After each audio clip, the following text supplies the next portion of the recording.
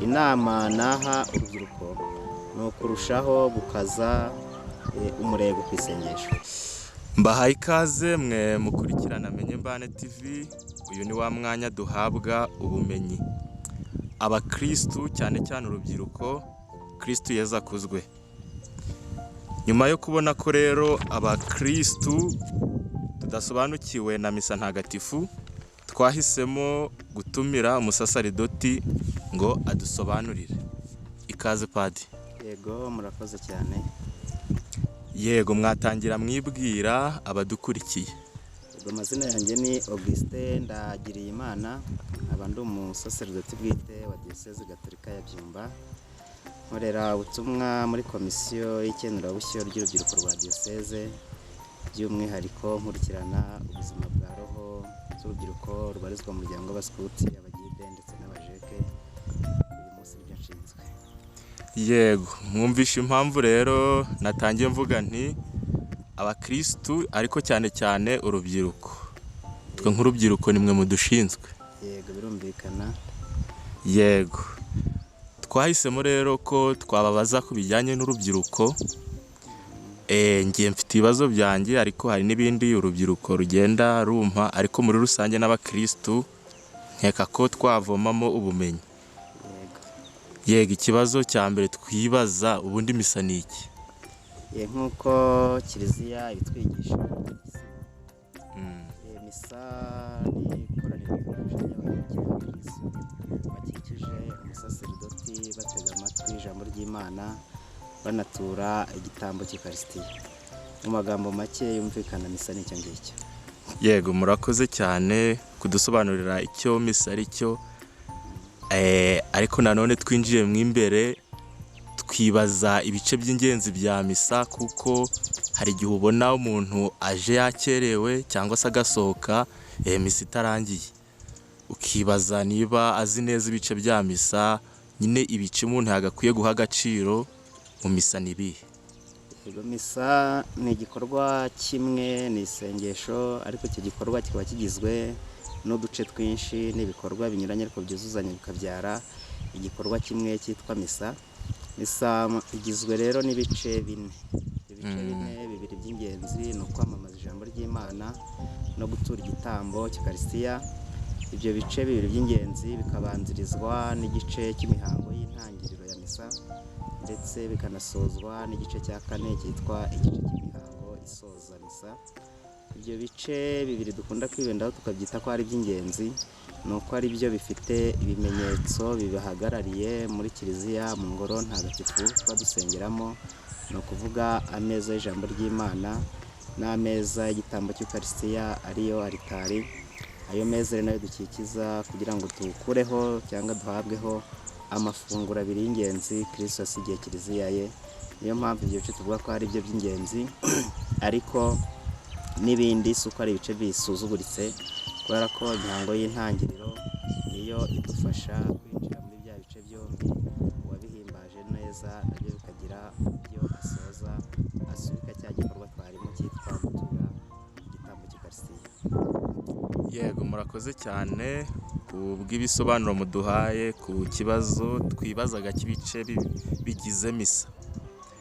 Ariko nanone twibaza icyo Eucharistia ari cyo. Eucharistia ndibanda nanone ku gitero cya katekisimu. Eucharistia twemera ko ari isakramento ririmo Yezu Kristu ubwe bwose, umubiri we n'amaraso ye, mu bimenyetso by'umugati na divayi, akatubera icyarimwe igitambo, ifunguro n'inshuti tubana. Yego, murakoze cyane. Yego, yego. None se Padi, yego, ni gute umuntu yakwitegura neza mbere yo kujya mu misa? Misa yose tuyitegura ni ngombwa kandi ni byiza, ariko hari ibikorwa by'ingenzi umuntu yibandaho mu kwitegura misa. Icya mbere, utegura misa uhereye ku yo wavuyemo uyu munsi. Misa igisubikwa tugahabwa umugisha, tukoherezwa kuba abahamya b'ibyo twahimbaje, tuba dusabwa gutangira kwitegura misa ikurikiraho Iyo myiteguro reka imyiteguro y'imbere ku mutima ariko ni imyiteguro y'inyuma muri rusange. Iyo tuvuga kwitegura dutegura umutima n'iki, hari ugutangira gusoma no kuzirikana amasomo matagatifu azazirikanwaho muri misa itaha tuzajya gutura cyangwa se guhimbaza. Muri uko kuyazirikana bikajyana n'isengesho, kwisuzuma tukayahuza amasomo n'imibereho yacu. Ijambo ry'Imana rirambwira iki, riri kunkomanga hehe. Muri icyo gihe nibwo umuntu avumbura aho afite intege nkeya, aho yabaye ikigwari muri kwa guhamya bwa buzima bwa gikristu. Igihe bishoboka ukaba wakwaka penitensiya kugira ngo nujya mu misa uzahazwe ukarisiya ntagatifu bikwiye, umutima witeguye kwakira ingabire Yezu Kristo yagennye ko twaronka mu guhazwa isakaramentu ritagatifu ry'Ukarisitiya. Iyo myiteguro y'imbere yasozwa hakajya ku myiteguro y'ibigaragarira amaso. Hari gutegura imyenda uzambara kandi ijyanye koko n'ubukwe, cyangwa se ibyishimo ugiye guhimbaza umunsi mukuru ugenera uwo tuzabamo mu ijuru.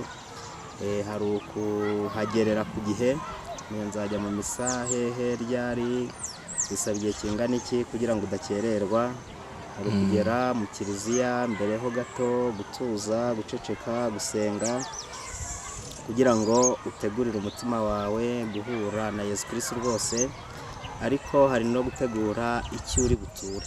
Hari ituro dutanga rivuye mu byo dutunze. Hari wa mutima wacu tumaze iminsi twisuzuma tukareba imbaraga nke zawo, ibyishimo dufite ni ibihe, amagorwa, imibabaro, ibibazo, imishinga yacu, ubuzima bw'isi muri rusange, ibyiza Imana yankoreye ndayishimira. Ibyo byose ukabizirikana mbere y'uko misa nyirizina nk'igikorwa itangira. Nibwo umuntu aba yiteguye misa uko bikwiye. Yego, ariko nkange urugero hariya muri paruwase yanjye, mbere yo kujya mu misa ababyeyi banjye bansabaga kutarya. Ibyo baribeshyaga cyangwa nibyo koko? Ntabwo ari ukwibeshya. Mu mategeko ya kiliziya duteganya icyo twita jene karisitike. Ni uko hagati isaha uragiraho mu misa, mbere yaho isaha byibura badusaba ko tuba twigomwe, nta kintu twariye, nta kintu twanyoye usibye wenda amazi. Ariko ku basaseridoti bikaba umwihariko boko iyo aratura misa ebyiri umunsi umwe, bavuga ko hagati ya misa ibanza n'ikurikiraho ashobora gufata ikintu cyoroheje kugira ngo abone imbaraga zimufasha gutura neza igitambo cy'Ukarisitiya. Ubona ari umuco wenda ugenda ucika, ariko mu by'ukuri dukwiye kuwibandaho no kuwukomeza kugira ngo dushobore guhabwa na Yezu Kristo icyubahiro kimukwiye. Yego, none se n'iki twakora kugira ngo ubutumwa twumvise mu misa tubushyire mu bikorwa mu buzima bwa buri munsi? Misa yose muri ya mihango isoza igitambo cy'Ukarisitiya twakira umugisha tukabwira ngo nimujyane amahoro ya Kristo. Burya ni ubutumwa tuba twoherejwemo. Ni uko tugira akamenyero ko kuba twihuta indirimbo rimwe na rimwe isoza cyangwa iherekeza umutambagiro usoza misa ntituyiririmbe, ariko umuntu yakayiririmba yumva ko nayo iri muri bya bice bigize misa. Nyuma yo kuyirangiza ushobora kwicara akanya gatoya ukongera ukazirikana ku ijambo ry'Imana, ku butumwa bwatanzwe, ukibaza ngo ni iki uyu munsi Imana imbwiye, ni iki Imana iri kunsaba. Hari za kiliziya nyinshi njya ngendaho ukabona hari ahantu handitse akajambo ngo utahanye iki. Ikibazo buri mukristo wese yakabaye akibaza mbere yo gusohoka ava ku butaka butagatifu bwubatseho ingoro. Kuva ku kiliziya ugenda kugera iwawe mu baturanyi n'ahandi, muri kwa kuzirikana burya wakabaye wafashe n'umwanzuro. Gufata umwanzuro ni uw'iki? Ijambo ry'Imana bitewe n'icyo ryakubwiye, ko wari waje mu misa biteguye, inyigisho wahawe, ingabire tudashidikanya ko turonka muri rya sakaramentu ry'Ukarisitiya tuba dusangiye. Ushobora kuba ufashe umwanzuro wo kubabarira, ushobora kuba urasura inshuti mudaherukana cyangwa se abarwayi, abanyantege nkeya n'abandi.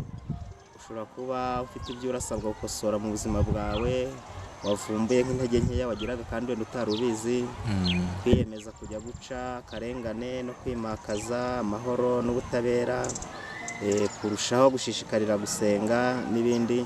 Uwo ni umwanzuro ufatika umukristo wese yakabaye afata bitewe nuko yahimbaje cya gitambo cy'ukarisiya, ijambo ry'Imana yazirikanye, icyo atahanye. Noneho ariko igikomeye cyane kurusha ibindi ni icyo rya sakramento duhabwa rivuga. Muri konsekarasiyo niba mutega amatwi kumva neza, mbere yo guhazwa hari umusaseridoti avuga mu ijwi riranguruye ngo twebwe abahabwa umubiri n'amaraso bya Kristo, Roho Mutagatifu aduhuze twunge ubumwe. Yego. Ukarisiya duhabwa na liturujia duhimbaza yose ya miswa akabaye burya hahishemo iryo banga ry'ubumwe. Umwanzuro rero ukomeye umukristo agatanye kugira ngo ashyire mu bikorwa ibyaba yavomye mu gitambo cy'ukarisiya, ni ukwiyemeza kuba uwo muhamya w'ubumwe, kubaka ubwo bumwe aho bwasenyutse, kwiyemeza kubaka amahoro, guhamya urwo rukundo nk'urwo Yesu Kristo yadukunze, ku buryo imibereho y'umukristo watuye igitambo cy'ukarisiya, uwamwitegereza uwamureba yabona rwose ari wa mwigishwa Yesu Kristo agira ati ikizababwira abandi ko muri abigishwa banjye ni urukundo muzaba mufitanye. Yego, murakoze cyane, ariko hari akandi kabazo kandi k'umutima nagira ngo mbabaza ari nako twanasorezaho. Yego. Urubyiruko rw'ubu hari ibintu byinshi biri kutuduhira mu matwi, guhera mu gitondo kugera nijoro. Nihe nama watugira? Iyi nama ni koko dufite ubuzima butandukanye bitewe n'ibyo arimo, buri wese ibyo akora, aho atuye, urusobe rw'ibibazo byugarije isi bijyanye n'ikoranabuhanga y'iki gihe. Hari impinduka nyinshi ziri kugenda zigaragara, cyane cyane rero ukagaruka kuri icyo cy'urusaku gishobora gutuma urubyiruko duhugira muri byinshi. Inama naha urubyiruko ni ukurushaho gukaza umurego ku isengesho, dukomera ku isengesho, kandi buryo dusenga duhura n'Imana mu mutuzo, tukayibwira, ariko tukagira n'akanya ko gutega amatwi kugira ngo nayo itubwire, kugira ngo rero umuntu yumve neza iryo jwi ry'Imana. Umujyanama wa mbere tuba hafi ni Kiliziya. Niyo mpamvu utakumva Imana utegeye Kiliziya, umubyeyi wacu ushinzwe kuduherekeza umunsi ku wundi, kubera ko Kiliziya niyo idufasha kurushaho kuvumbura icyo Imana ishaka ku mujene w'iki gihe mu buzima arimo ubwo ari bwo bwose. Ariko kandi kuvuga Kiliziya ntabwo ari Kiliziya nyobozi gusa, ni no kuvuga abatandukanye iha ubutumwa. Hari abasaseridoti bashinzwe urubyiruko mu maparuwasi n'ahandi bahurira, hari abarezi duhura nabo ku mashuri, hari abashinzwe kuduherekeza mu matsinda y'amasengesho n'aya liturujia.